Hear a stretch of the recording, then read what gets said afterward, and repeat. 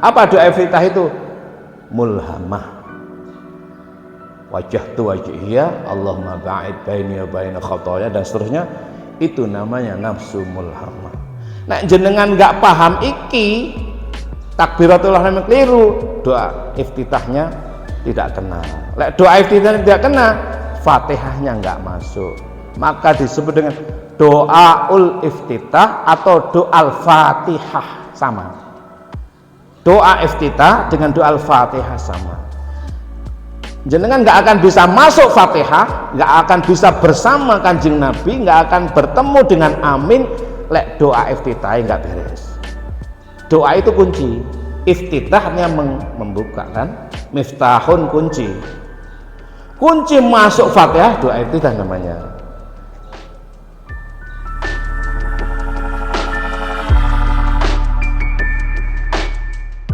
Enak itu rasa kan, saya bisa menerima. Dulu saya itu nggak bisa menerima Pak,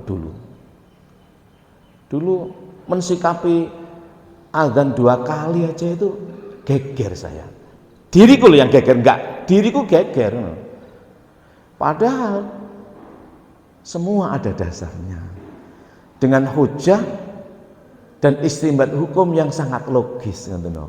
Kapan-kapan tak ceritanya kenapa kok 2 kali, kenapa kok sekali, sing 2 kali kaya apa, sing sekali seperti apa. Ini kaitannya dengan Jum'ah perdagangan nih loh Pak. Jum'ah itu dulu duduk dino asli nih, ora kok hari ngono enggak. Jum'ah itu saatnya berkumpul berdagang dari berbagai kabilah. Makanya turun ayat ya ayyuhalladzina amanu idza nudiya lis-sholati mi yaumil jumu'ati fas'au ila dzikrillah. Dulu sampai umat Kanjeng Nabi waktu zuhur pas hitungan Jum'ah, hitungan berkumpulnya para pedagang itu melok dagang, sehingga waktu zuhur enggak ke masjid ngono lho.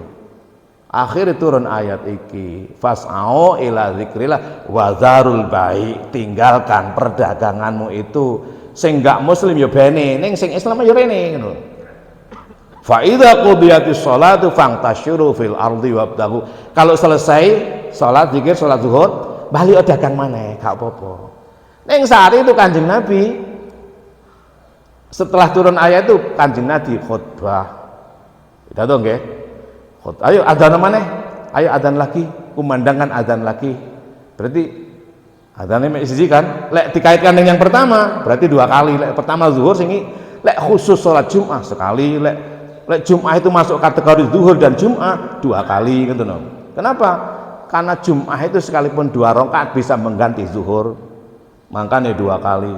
Jenengan kalau sudah sholat Jum'ah jangan sholat zuhur Pak. Tapi ada juga setelah sholat Jum'ah masih sholat zuhur, berarti azan 2 kali. Neng setelah sholat Jum'ah ada dasarnya semuanya. Nanti saya jelaskan nggih kapan kan. Ini kaji fikih ngeten kan. Eruh ngeten iki bukan untuk menghakimi, tapi untuk mensikap diri supaya jenengan niku iso nrimo. Wis penake piye ngono lho. Penake apa? Tradisi seperti apa? Kenapa? Karena sholat itu harus melahirkan kedamaian, salam namanya. Nek sholat melahirkan pertengkaran itu namanya tidak sholat. Baik, ini belum menyentuh sholat tadi ya, masih tasawuf secara murni ya. Jadi ini waktunya habis. Jadi intinya itu Pak, takbiratul ihram fikihnya qauli Allahu Akbar, gitu. Tasawufnya apa sih takbiratul ihram itu? Yaitu takbir yang mengharamkan. Ihram mengharamkan, melarang apa yang dilarang? Nafsu ammarah bisu, lawamah tidak terjadi sehingga benar-benar melahirkan Allahu Akbar, terus doa iftitah. Apa doa iftitah itu? Mulhamah.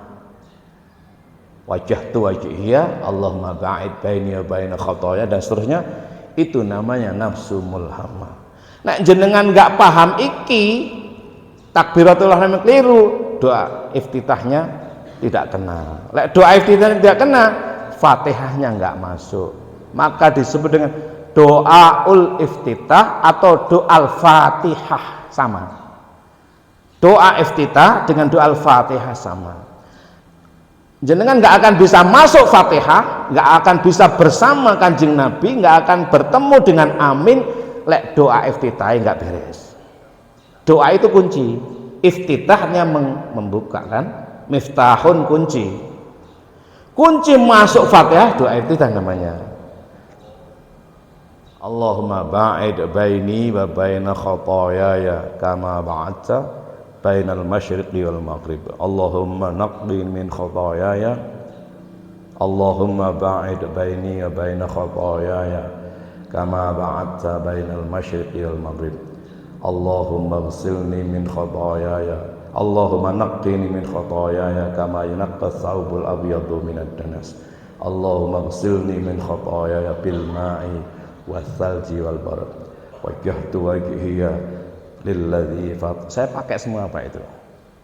Kita bisa bait kalau sudah betul-betul bait dengan khotoyaya itu baru wajjahtu wajhiya lilladzi fataras samawati dan seterusnya itu. Kadang nggak saya pakai, wong itu bisa inti bisa, makanya sunnah itu tidak wajib. Tapi lek Fatihah rukun. Apa intinya? Ya sadaro kamu kita sholat ini mau menjumpai Kanjeng Nabi.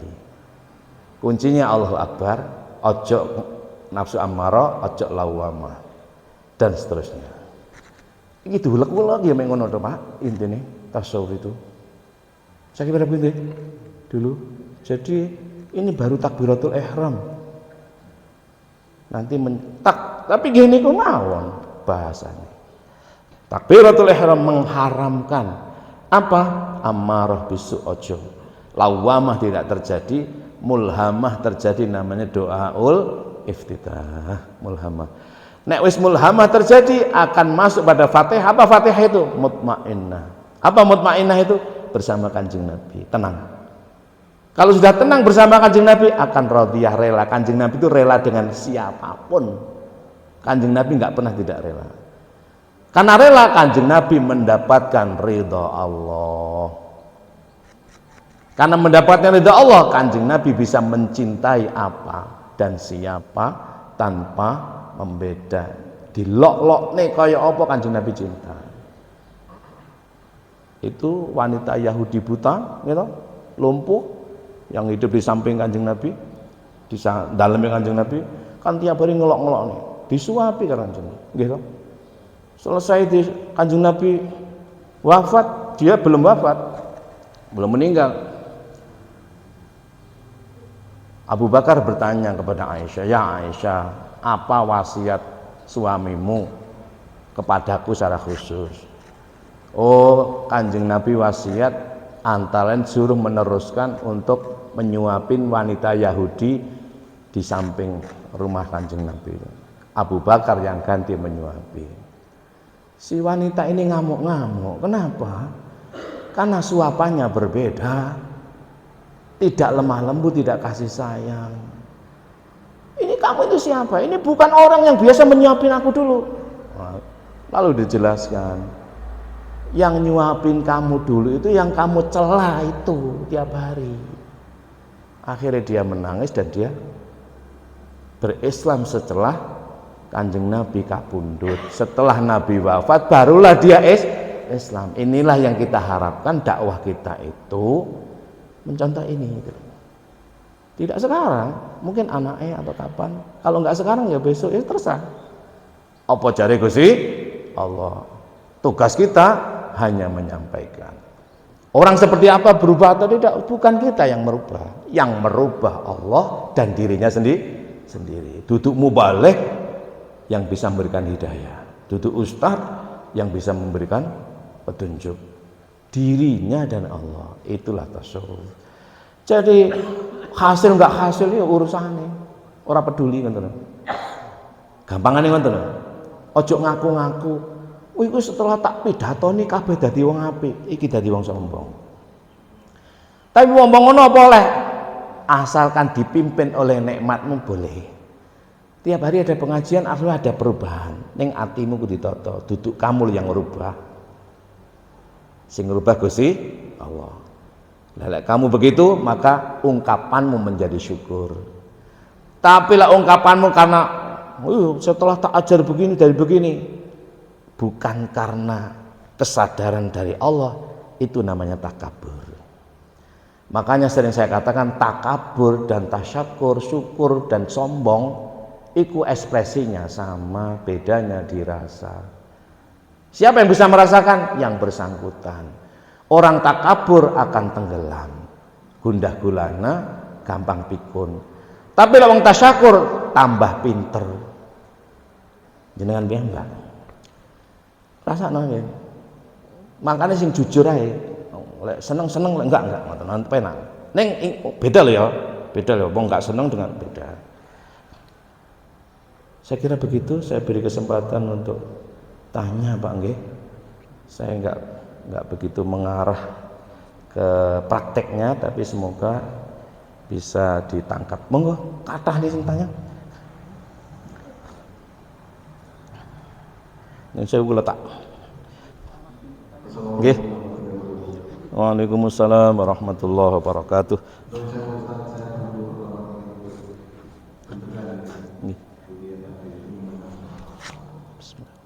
Tadi ada yang menarik dengan masalah rukuk di sholat. Ustaz mendika melalui pajak dalam Allah, tidak memberikan Allah, artinya pokok ini pokok. Seperti tadi dikatakan bahwa rukuk itu tangannya bisa di lutut, bisa di garis. Terserah aja mana yang mampu. Bagaimana dikaitkan dengan awal mengatakan bahwa Nabi Muhammad itu sebagai contoh satu. Kemudian yang kedua, Nabi Muhammad mengimbau sholatlah seperti aku sholat. Jadi kalau dikaitkan dengan terserah mampu ini kata seperti itu. Assalamualaikum warahmatullahi wabarakatuh. Niki kula jawaben nggih. Kesane mboten ana. Mengke lek enten waktu tambah, lek mboten enten nggih. Bulan ngajeng nggih. Terus nanti ada solu kama raaitumuni usolli. Salatlah seperti kamu melihat aku bagaimana aku salat ya. Sebaik contoh totalitas dalam ibadah maupun itu adalah Kanjeng Nabi. Nah, gampangannya endi sing paling bener kan gitu nggih. Kanjeng Nabi ki salate kaya apa? Lah itu hadisnya kuwatah. Karena kita ini kan hadisnya banyak gitu. Jenengan lek di Mekah Pak, delok wong India salate ngeten Pak. Ngene. Nah itu ada salah satu madhab yang paling kecil ya, bagi ulama kecil gitu. Jadi yang meriwayatkan pula Kanjeng Nabi itu pernah sholat seperti itu. Terus ada yang begini ya, Kanjeng Nabi seperti itu. Jadi beraneka ragam. Nah, mana yang benar? Saya kira semua benar. Jenengan sing paling, mboten kok sing paling penak maksudnya itu, sing paling penak ning bener enten dasare ngoten lho. Ora kok paling penak. Aneka ragam itu semua pernah dilakukan Rasulullah. Rasulullah itu dangu loh Pak hidup sholat itu. Di belakang banyak sahabat gitu. Kanjeng Nabi bisa jadi pas sahabat itu ndelok, pas sholat ning mburi kok ndelok Kanjeng Nabi kok pas ngene ruwe pisan niku dadi pedoman, habis itu enggak melihat lagi. Secara logika loh nggih. Misale sing mriko sing teng mriki kali mburi mboten sami lho Pak. Nggih. Sing salate neng kene kalau neng mburi ndelok imam niku mboten padha, hadise berbeda ngoten. Kula makmum dateng imam mriki. Aku roh bokonge kaya apa, aku roh sikile kaya lek ndelok lho nggih. Karena tidak semua depan ndelok. Nah, sahabat sing ndelok yo macem-macem, sing neng mburi ceritane ora padha, sing neng ngarep pun tidak sama, berbeda-beda. Kenapa?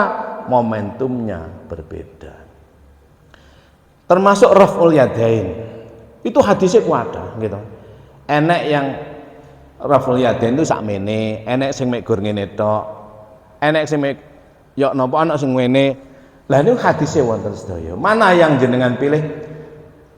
Jenengan lakoni sing sampean pilih, sing sampean pelajari tanpa menyalahkan orang lain. Bagaimana kita bisa tidak menyalahkan orang lain? bila mana kita fokus pada ibadah kita sendiri atau kita mengetahui semuanya itu padha ayo, gak masalah. Kula niki nanti sholat teng Askandariyah, Pak, Masjid Kuwede di Alexandria gitu. Umume lek mak imam maca walak bolin itu kan makmume amin to gitu. Umume lho nggih. Teng mriku mboten, Pak. Khusus masjid niku. Imamnya pewenang. Saya sholat maghrib, lupa nama imamnya, saya lupa. Jadi ghairil maghdubi alaihim waladdallin. Sak masjid itu meneng kabeh, namung saya yang bicara amin. Gak ono sing muni, Pak. Masjid teng Masjid Azhar nggih muni, tapi satu masjid iki mboten. Lah niku kula dereng sumerep. Niki pasti ada, nggak mungkin loh di situ ulama-ulama besar gitu. Ini saking katai, Pak, riwayat niku. Umumnya, Pak, masih neng Indonesia, kalau baru sekali ini gitu loh, baru kali ini. Kok kalau betul kok saya nggak tanya juga, karena aku mikir ya. Oh, tak pikir-pikir secara tasawuf ya, kaya sing penak nggak usah amin ya. Tenang menikmati. Kenapa? Karena hakikat amin itu ya Fatihah itu. Kesadaran diri yang dalam, berjumpa bersama, ngomong-ngomongan karo Kanjeng Nabi itu ya pas. Waladdallin itu Kanjeng Nabi hadir kan? Nah, terus kita disebut amin, amin Kanjeng Nabi kan? Nah, ngono lho. Wong lek pas ketemu enake rangkulan apa ngomong-ngomong. Wong kuangen loh. Nah, jenengan setahun nggak ketemu bojo, kuwi sing bener ruangkulan ngeten apa? Aduh, ngomong. Nah, ini. Kula mikir ngoten, karena waladdallin itu kerinduan kita kepada Kanjeng Nabi itu loh. Waladdallin itu kita menyatakan, gampangannya kita ngomong waladdallin gitu. Kanjeng Nabi nyauri amin aku gitu.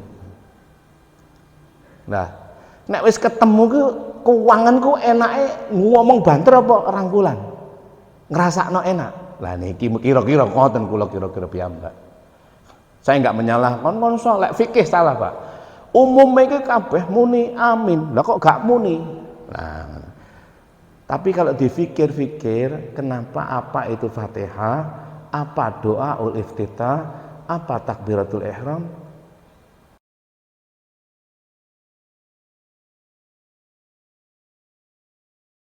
Imam luar biasa, Masjid Kuwede, Masjid Alexandria Kuwede, masjid perpustakaan itu. Jadi kalau sudah ada azan, semua perpustakaan pada datang ke masjid ya. Tutup, enggak tutup, kesadaran dia pada datang ke masjid, sholat. Jenengan nanti nemoni ngeten ya teng Indonesia, mboten enten toh? Mosok mau geger. Lek gak sida sholat lek geger. Wong sholat itu kudu damai. Ndi sing bener? Ya kabeh bener, bener itu al-haqqu mir rabbika fala takunanna minal mumtarin. Itu Al-Baqarah 147. Kebenaran dari Tuhanmu lewat utusannya ada pada dirimu, wujudnya kamu tidak ragu. Nek kamu ragu berarti dirimu tidak benar, alias ilmumu tidak kamu gunakan. Kalau kamu menggunakan ilmumu, kamu tahu, kamu tidak ragu, kamu benar. Itulah kebenaran dari Tuhanmu, ada pada utusannya, dalam dirimu, wujudnya tidak ragu, yaitu bila mana kita berilmu. Lek berilmu kan nggak ragu ya, aku nglakoni iki pada dirimu.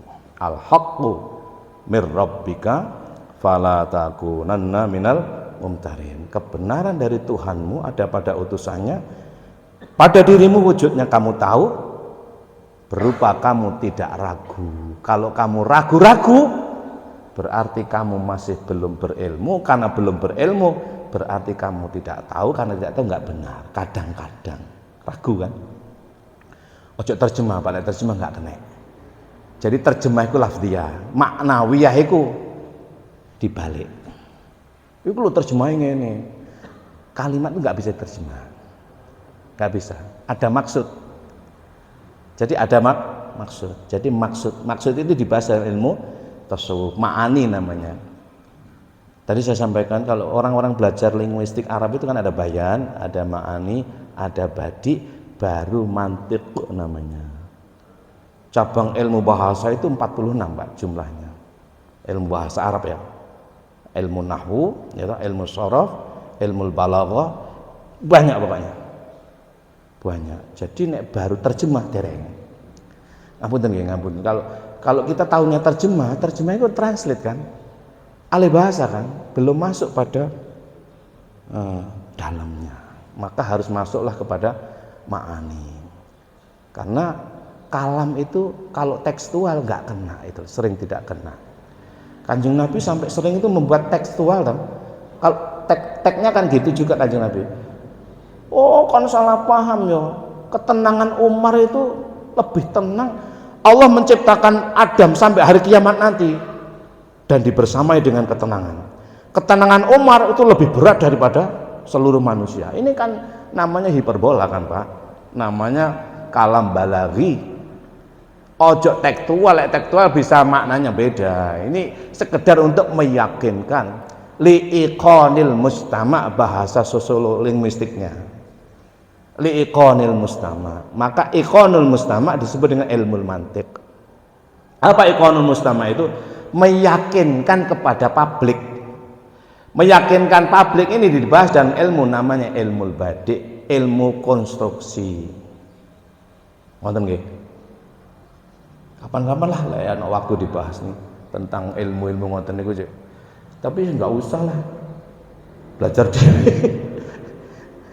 Alhamdulillah saya khatam lah gitu-gitu itu. Saya itu S1-nya bahasa Arab itu. Terus belajar juga lama saya mengkaji ta'limul lughal arabiyyah wa tsaqafah al-islamiyah. Bahasa dalam konteks budaya. Kenapa? Karena produk utama manusia itu bahasa. Dan bahasa itu selalu terkait dengan budaya. Enggak bodoh loh nggih. Enggak bodoh. Kalimatnya sama, budayanya berbeda, maknanya tidak sama. Saya orang Blitar, Pak Sugeng nggih. Mendengar kata bah-bahna wis itu dulu sakit dulu. Bah-bahna wis itu sakit. Tapi neng Malang ini biasa. Di Surabaya lebih vulgar lagi. Nggih napa mboten? Di Surabaya ketemu lek gak metu apane enggak marem. Ya ora suwe ora ketemu. Kudu ana jangkrike apa-apa ning ngoten.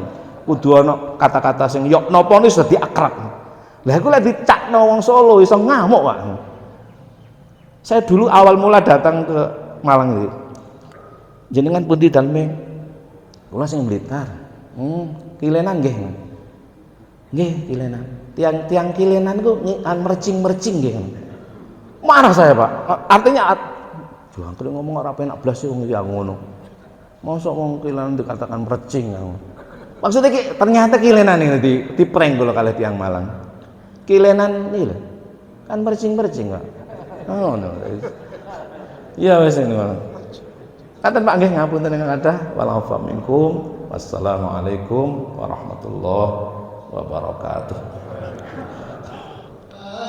Sayyidina Muhammadin nabiyil ummi wa ala alihi wa sahbihi wa sallim. Allahumma salli ala